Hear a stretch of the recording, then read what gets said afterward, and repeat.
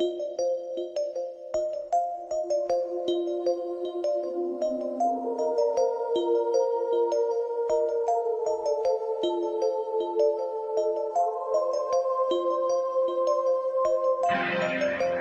are listening to And If Love Remains, a unique show spotlighting people, ideas, science, culture, and art. Your host, Mike Lovett. Hey Rachel, thanks a million for that introduction. This is Mike Lovett, indeed. Again, how lucky are you to listen to me? And I'm here with a good friend of mine. I'm here with Mr. Matt Wharton. Welcome to the show, Matt. Thank you. Glad to be here. It's good to have you here. It's wonderful. We're trying a little bit different setup, so if the sound's a little different, please bear with it. But we're going to do the best we can. But this will be fun. I'm excited to have you on. Welcome to And If Love Remains. Thank you. We've talked about this for a while. I've looked forward to it. Yeah, we have. And, you know, we have abundance of things that we could talk about. But I want to talk about something real quick. Because, you know, you're a successful businessman. You're an entrepreneur. You're a guy who has kind of made it happen. But you have a really unique outlook, I think, on success and what brings success. That, you know, maybe we could talk about a little bit if you don't mind. Sure. So, and I think it's something that a lot of people would like to hear. So maybe let's start a little bit, just a touch on your background, where you came from, and you know how you started your business, and you know, let's start there. Okay. I was born in Salt Lake City in 1967, and my dad was a school teacher. When I was young, he was finishing his school in University of Utah and in Utah State.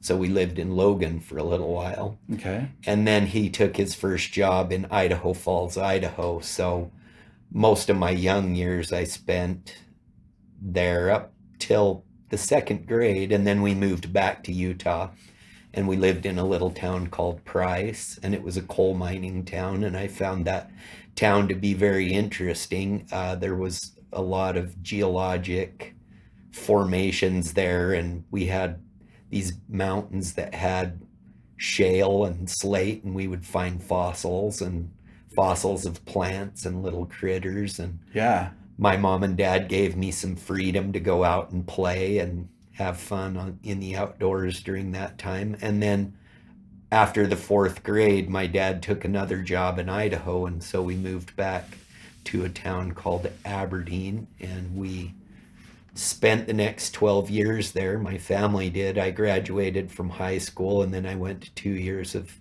college at Idaho State University.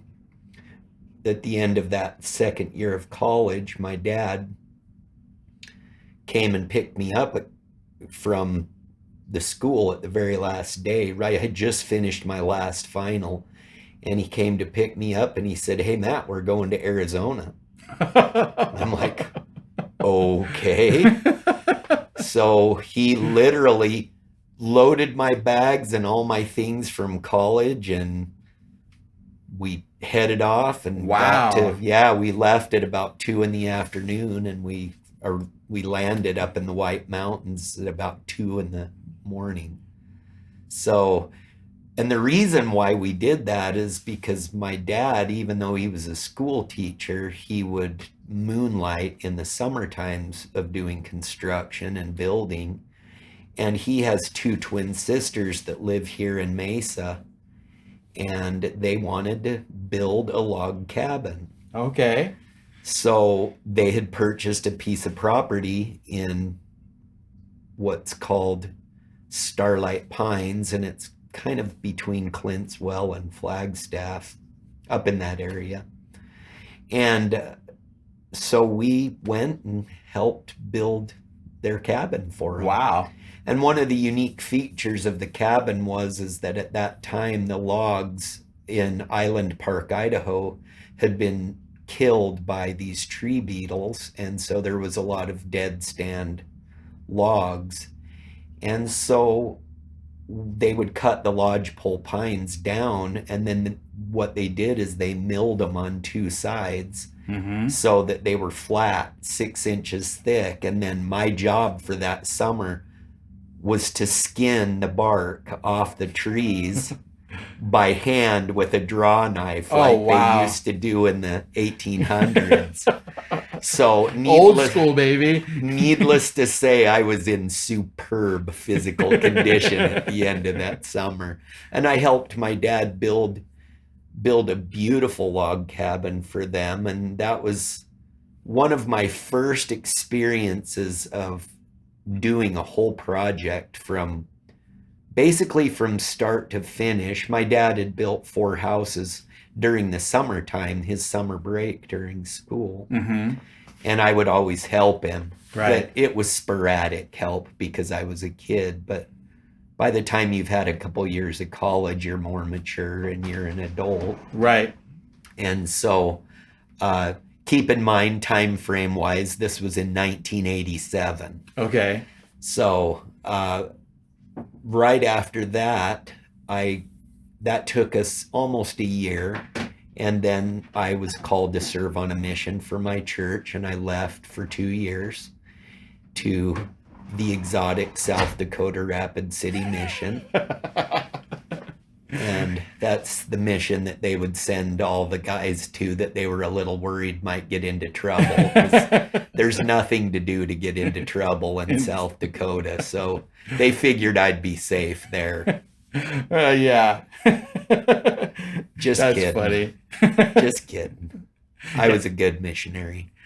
Anyway, when I came home, then my parents had then settled in Mesa, being that we were in Arizona permanently. They sold their house in Idaho and moved here permanently to Arizona, and they had purchased a piece of property. And so right as I arrived at home, my dad was ready to start building a house. Okay.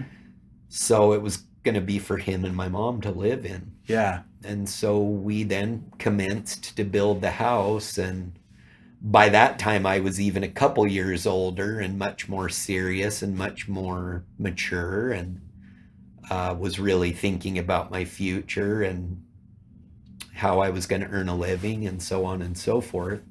And I'd had 2 years of college at Idaho State, and my intention was to commence with college again at ASU.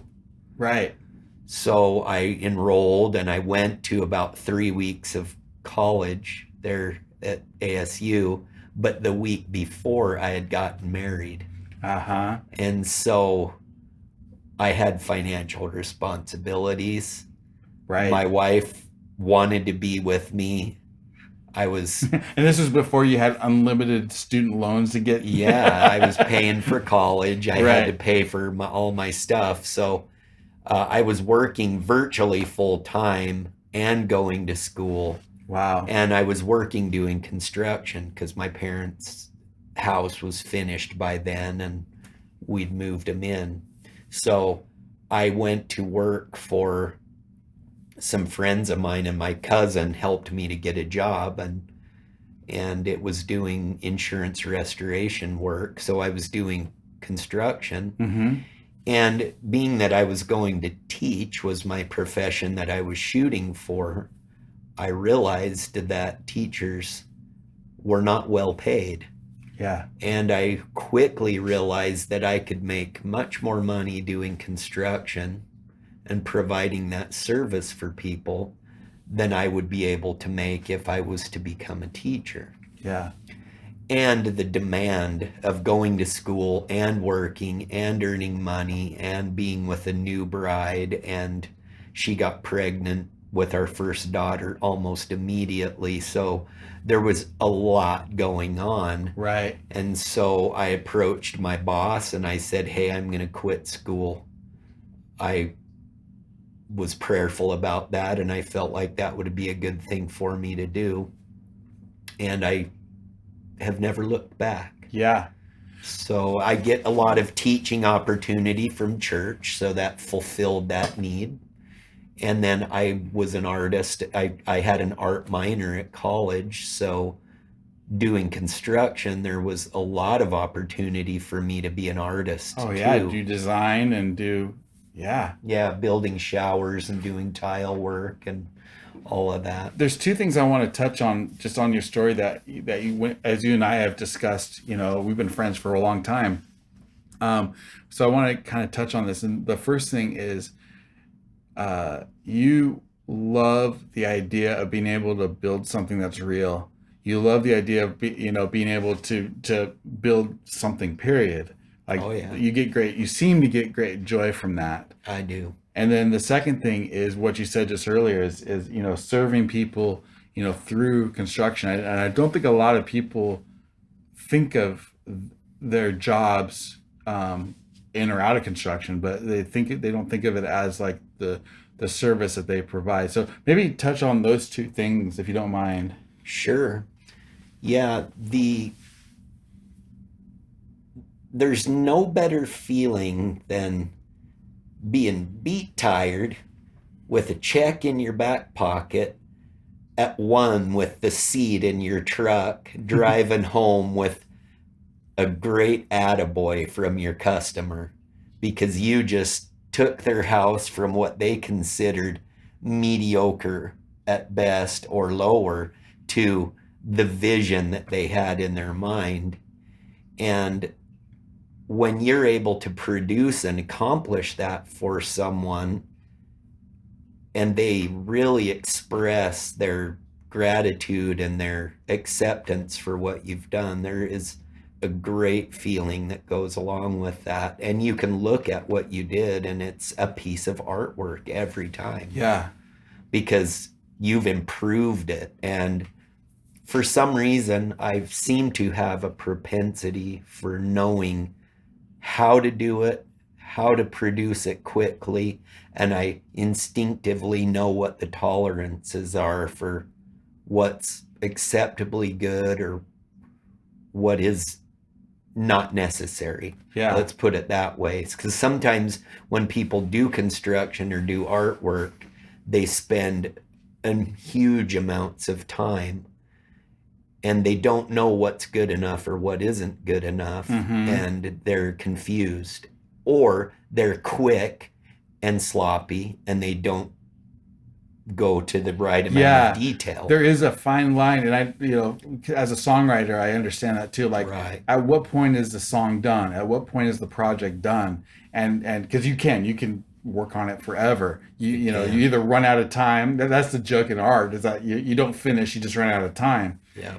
But knowing when is it an appropriate place to end is an important thing to know. Yeah, it is important, and that's a large part of the battle that people don't really understand. Well, and the other thing in your business especially is you're dealing with other people's money. Like Right. the time, your time is costing them money, and Yeah. so knowing that, I mean, that's an art in itself.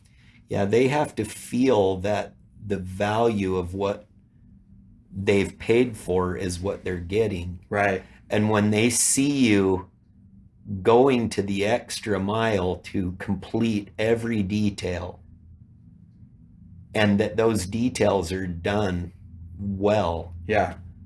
they know that they've received, they're happy to pay for what they've done, what you've done for them. Right. And it's a very symbiotic good feeling. And it's kind of sad because back in the old days, to be in construction or to be a carpenter was very highly renowned. It was thought of highly like what we would think of a doctor or a lawyer or somebody that's been highly educated and has went through a lot of schooling and apprenticeship to become what they are.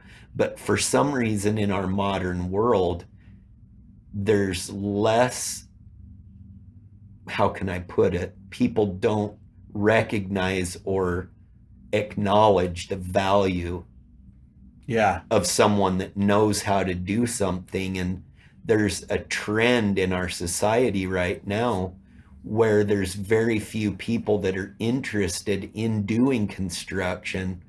For whatever reason, I don't know. There's ample money to be made in it, Yeah. but people seem to gravitate toward desk jobs or computer jobs or white collar instead of the blue collar type jobs. And there's a trend where we're gonna, in 5 to 10 to 15 years from now, if things don't change, there's gonna be a huge shortage of people who have not been apprenticed, and they're gonna lack people to work in the service industry.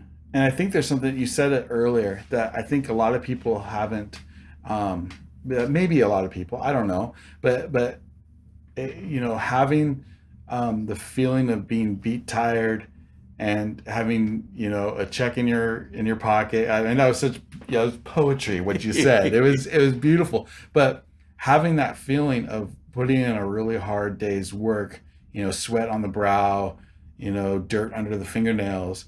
A lot of there are people that don't get the opportunity to experience that. Yeah, I'm a musician, so I could point, I've put in some hard days in my time, but it's to make that a career, to find that joy, like that's there is a joy that can be found in that kind of work. There really is. It's very rewarding. And in respect to the service aspect of it, so many people want to do projects in their home, but it's a scary thing to allow people to come into your home that possibly you don't know. Yeah. You have to have a certain amount of trust for an individual that you're allowing to come into your sacred space.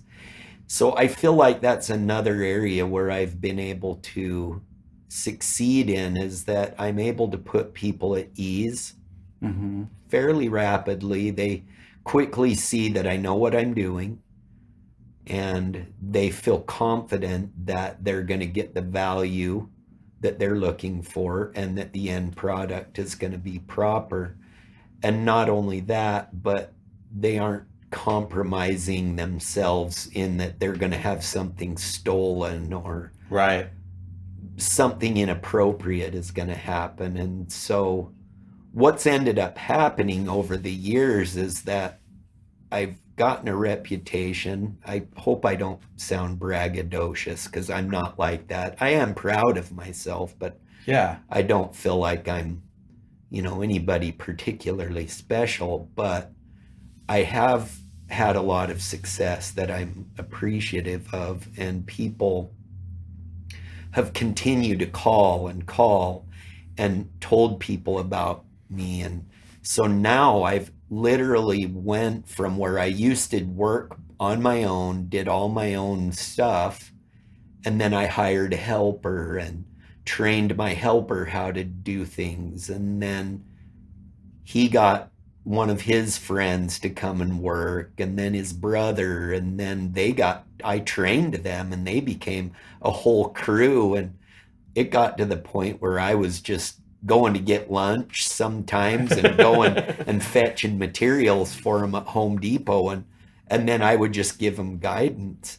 And then it got to the point where they knew what to do. So all I had to do was check in on them once or twice a day, coordinate and make sure that they had good communication. And then I divided them up and made 2 crews out of them. And so then I started juggling 2 crews, which then became 3 and 4 and 6 and 8. And at one point in time, many years ago, I had 19 crews of tile guys going, and wow, it was a rat race, but we did it.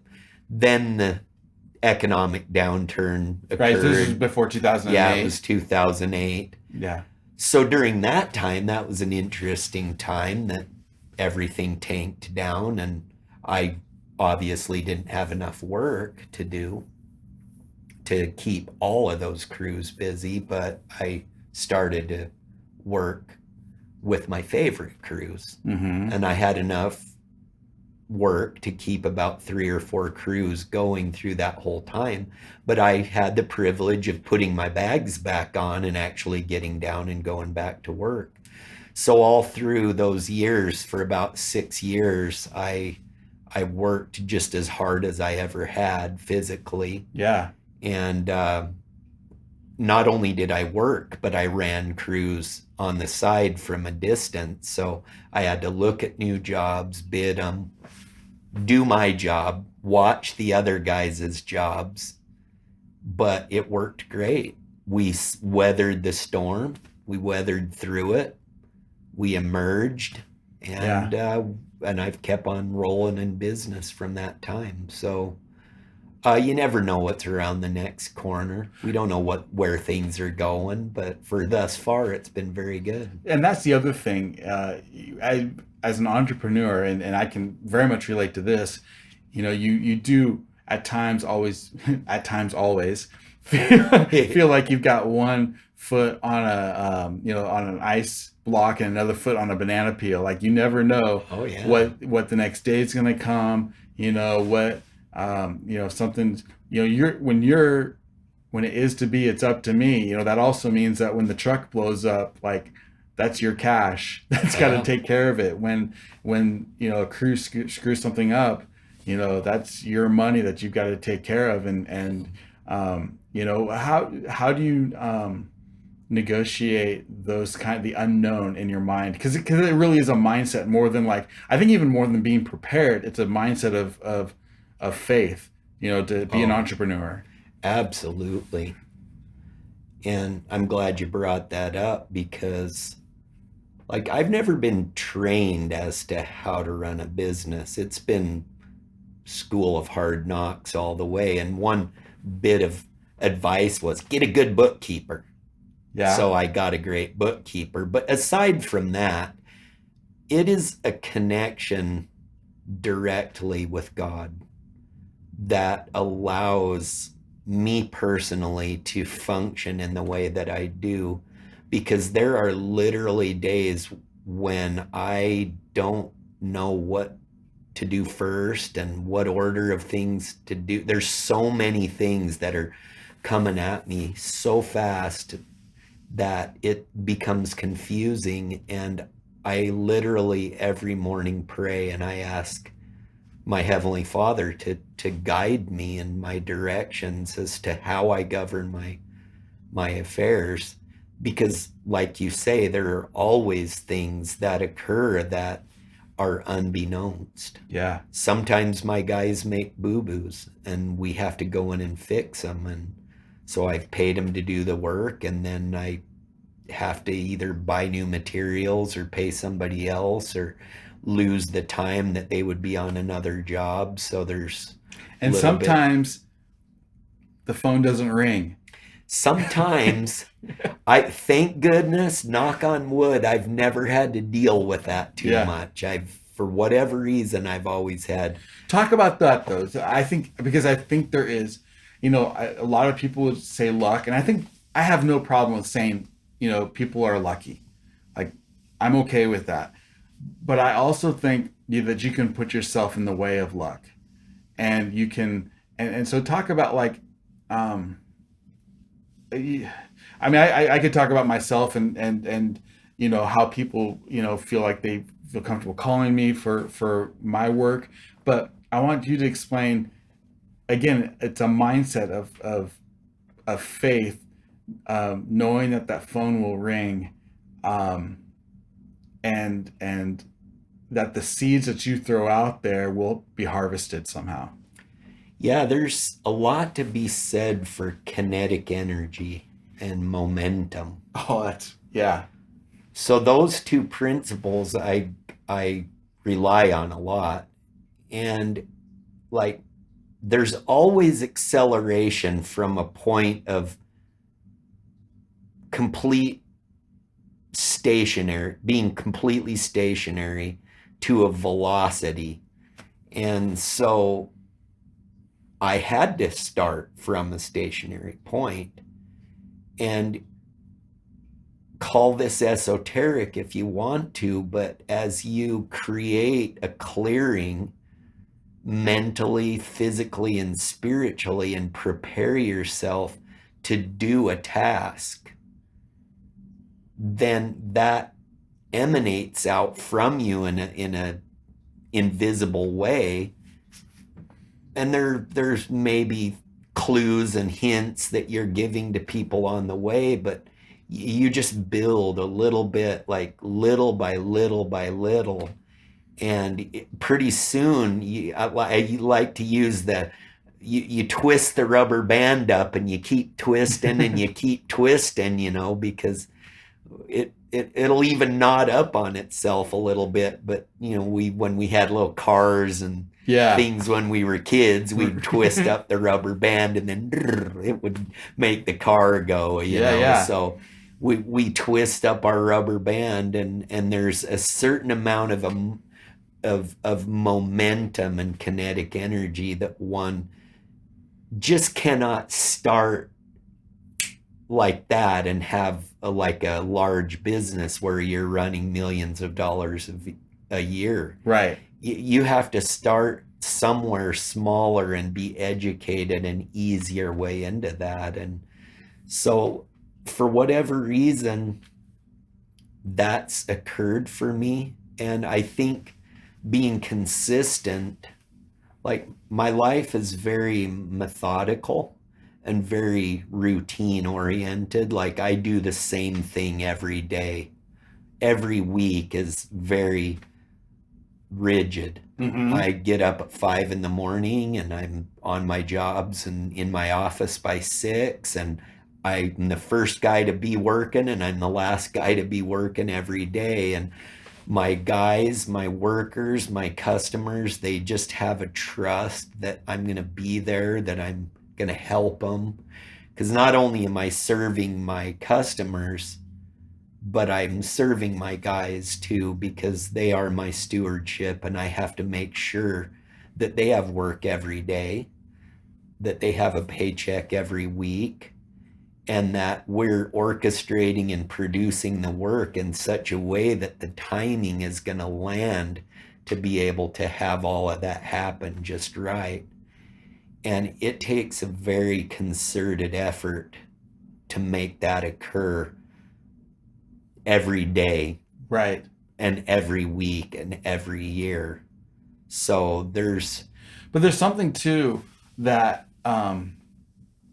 if you can plan, like you can put all your all the plans of mice and men, like you can plan and put that effort in, but at the end of the day, it's about it's not about that. It's the reward that you receive is nebulous until it's not, right? Yeah. Like until you get that check.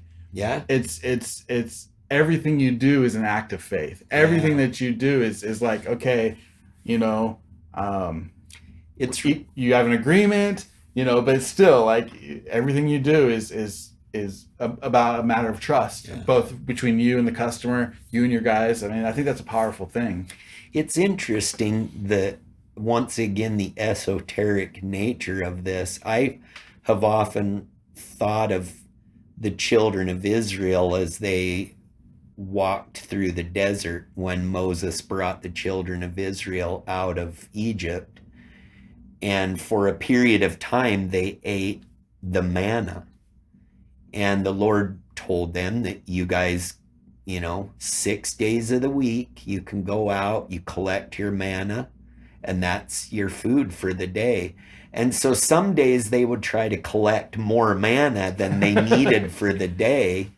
And they found that whenever they did that, that the manna would get worms in it and it was unedible. However, there was one day of the week that they could collect enough manna for 2 days, and then that manna didn't spoil, but it stayed good through the Sabbath. And I've always found that when you're in the groove with God and the universe and whatever you want to call it, that there's always sufficient for your needs and for everyone else's needs. There might not be a lot left over in the end, but if you do have leftover, there's usually always something that it has been earmarked for that you just don't know what it is yet. Right. But when you have it, you're like, oh, wow, I've got a little extra money. And then, like, in a very brief amount of time, oh, I'm sure glad I had that extra amount of money. And it's such an interesting phenomenon to see the workings of that clock, how all the cogs and the gears and everything match up and turn and twist, and that you always have enough. Yeah. And it's always, to me, seemingly miraculous that somebody greater than myself is orchestrating that. And it really gives me a testimonial that there is a higher being, a higher power, God, that has our best interest in mind. And I'm simply one of those cogs in the wheel of whatever little microcosmic clock that I'm participating in. Yeah. To make sure that all my guys have what they need, that all my customers have what they need, that my wife and family and my children have what they need. And it's uncanny to me, the beauty of that. And I've really come to know those workings through being an entrepreneur. And I attribute that to the sovereignty that I have. What do you mean by that? Well, I don't have to politically answer to any other individual in respect to being told what, where, when, and how. Right. So in saying that, I'm not completely sovereign because I have to provide the clearing for all of my people to receive what they need. But that's done according to my personal dictates. I don't have to do it the way any other person tells me to do it. I do it the way that I think it's the right way to do it. And if I make an error, I'm the one that receives the consequences for those errors. And inevitably, that's a way that God teaches me how maybe to do things better or not to do things that are harmful, or good job, you did it just right and it worked together. So that sovereignty, I believe, is something that we as human beings really need. And that if we have our heart and our desire to do what's right, and we find what it is that we receive joy in whatever talent or propensity that we've been given, and we operate on the terms that we're giving service to others for the things that we do, there's just an immense amount of joy in that. Yeah. I don't ever have to go home thinking, my boss is just a... Well, you might, but then you got to look in the mirror. I know. Sometimes I'm a pretty hard driving taskmaster, but, I know how to manage myself, at least most of the time. Yeah. Oh, man. I mean, there's a lot of things I want to talk about, but let's go here for a second, because again, I've always loved your outlook, and one of the things I love, I love you, but one of the things I love about your outlook, thanks, Mike, is you're a man of the land, like you make things that are solid, you do solid things, you work with the earth, you work with wood, like you do things that are real. That's the best way I could put it. However, you have this side of you that sees everything kind of in and you clearly done this in this interview, in a spiritual terms, um, and you know how um,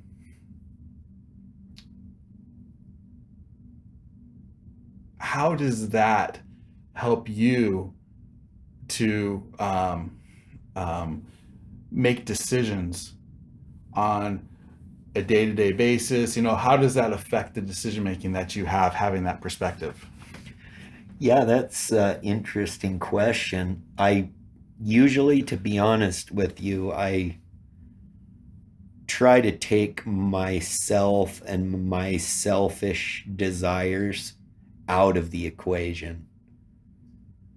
And I am prayerful. I ask my Heavenly Father what I should do in specific situations. And I rely on His guidance in many ways. And He answers my prayers in different ways. Sometimes I'll have a feeling or an idea that just clicks me towards something, or many times serendipitous things will occur with other people, or I'll meet someone, or there's ways to work through many problems. But part of my routine every day is that the very first thing I do is I pray and I meditate, and I ask God to download into my mind and into my spirit what it is that I need to do that day. And so if I follow that roadmap that He gives to me, because it's uncanny that He literally will lay out my whole day for me.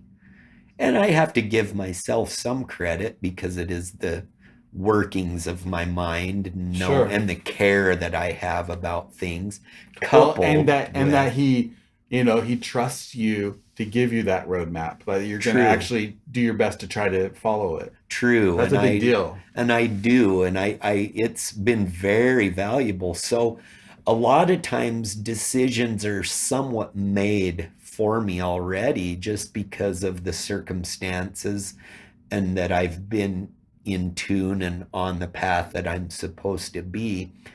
I will say that I do receive some trials and some tests, and what are you going to do with this situation? And you're kind of on your own here. I'm pulling the training wheels off here for you. And so there's many times when I have to muddle through things, or when I'm like, hello, are you there? And so, and I realize that at those times, that's when I need to act on my own volition, the very best that I can. And I try to put other people and their needs first before mine. And I think in doing that, it makes people feel at ease, and they recognize that genuinely I have their good interest, is their best interest is in my mind. And I think God approves of my doing it that way. And it's not flawless, because I've certainly made many, many errors that I've had to work through in times. And I've diverged off the path a little bit and got a slap upside of the noggin in some way, proverbially. But all in all, to be able to make decisions with that kind of momentum and spiritual assistance, it's been a very good thing. How do you handle failure? What's your philosophy and attitude when it comes to failing? How do you see that? Well, I believe that we all are responsible. So when there's a failure, it's our responsibility to rectify that. And we need to do And I could tell you several stories of where I've had to dig tunnels and burrow underneath concrete slabs to fix broken pipes and things like that my guys didn't do right, and then they were unwilling or didn't feel comfortable fixing it, so I had to be the guy that went and did it. And so if you take responsibility for everything that you do, and many times responsibility for things that you didn't do, it's in a way, it's similar to, I think, how Jesus thought about things himself, in that he took responsibility in a way for all of us and the things that we did. Yeah. He took it upon himself. So because I consider myself to be a disciple of Christ. I hope I'm not offending anyone in your audience by saying that. Well, if so, they've been offended many times, so it's okay. Yeah, I'm proud of my discipleship, but I think that when I do that, I emulate him in my willingness to take responsibility for all of my own things and for the culpability of others that are in my realm or my sphere of influence, and I take responsibility for them too, even at the price of me having to pay money or spend my time or be embarrassed or try to cover something where there was a shortage, or where you were found wanting. And yeah, I made bad error on measurements of material, and I take responsibility for those kinds of things. And so I think that that's kind of in a nutshell. I want to go here a little bit. I've always thought of money as nothing more than energy. You talked about kinetic energy, and I've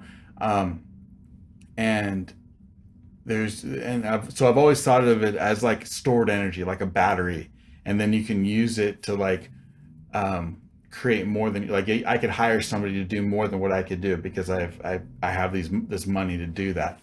But you've had a kind of a interesting take on that as far as, it's not like storage in the sense that you can just let it sit there and it'll waste away. Like, it's more circular in nature. Can you talk about that a little bit? Yeah, I read this somewhere. I don't want to take credit for me coming up with this idea, but it's something that I've learned about, and I call it the vacuum law of prosperity.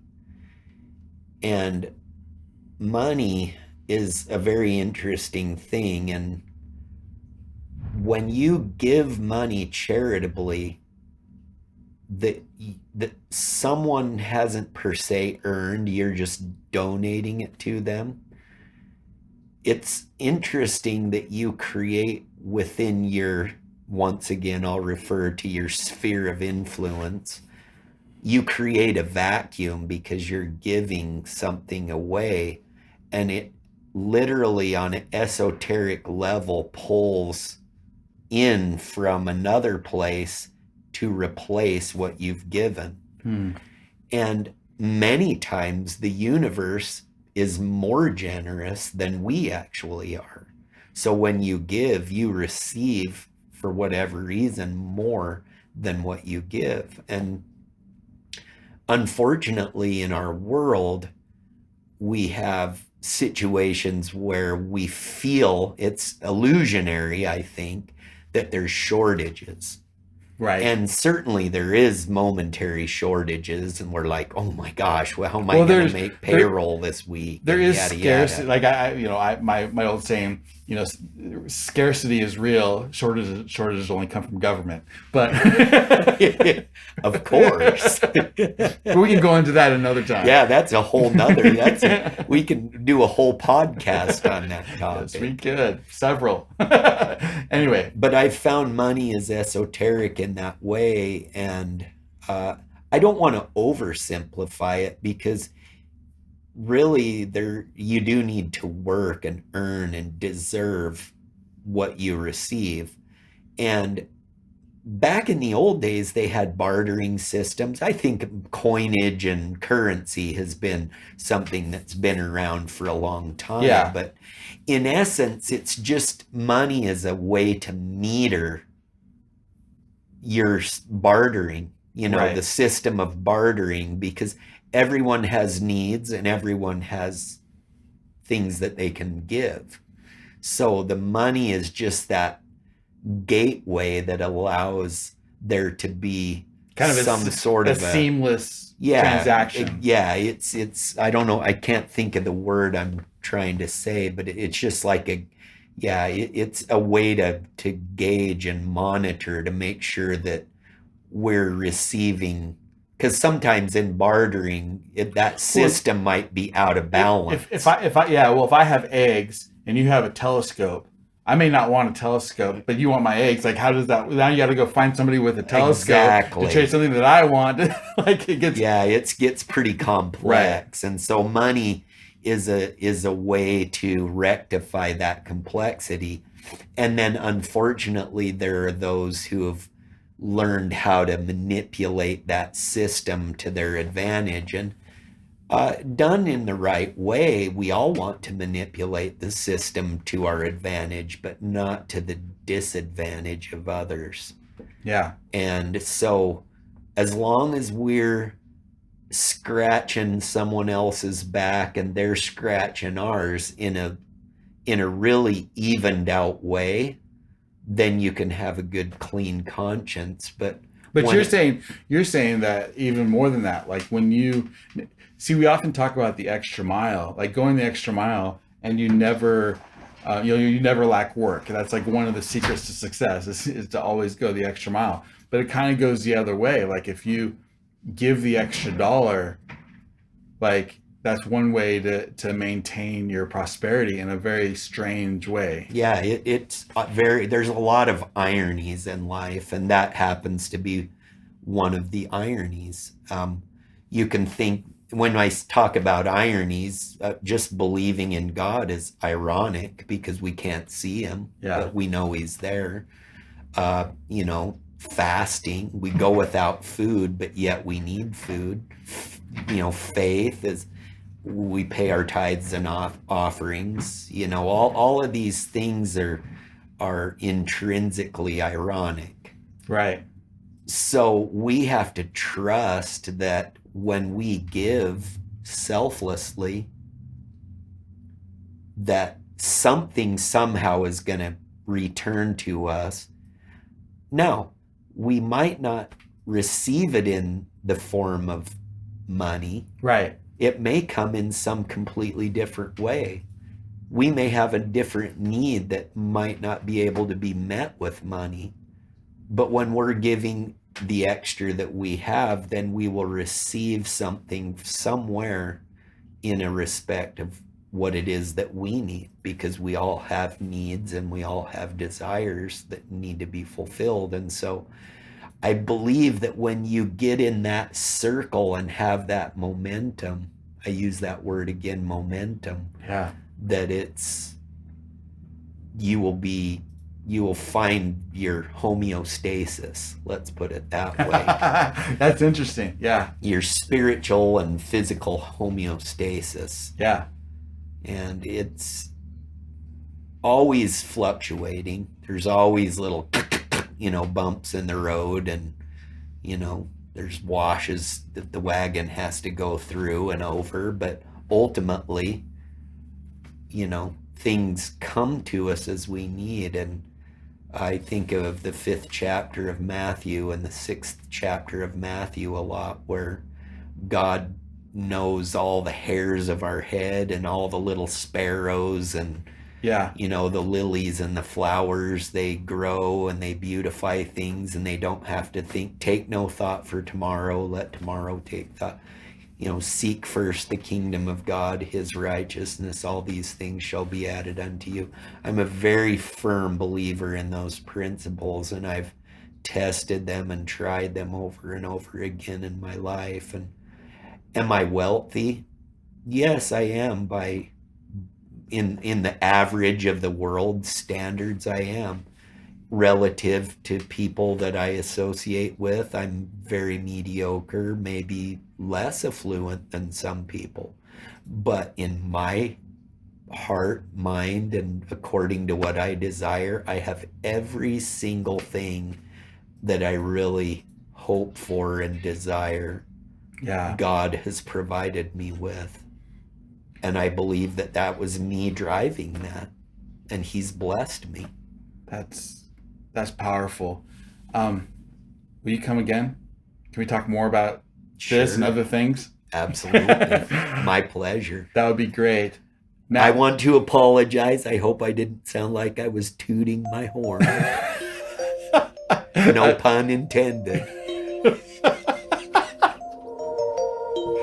Matt's a trumpet player, so we have fun together, don't we? Yes, we do.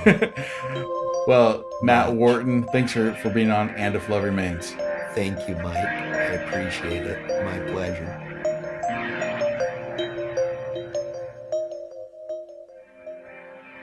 You are listening to And If Love Remains. The first of 23 installments requested by Dr. Levitt. We're trying to be in compliance here because we're taking him and that whole organization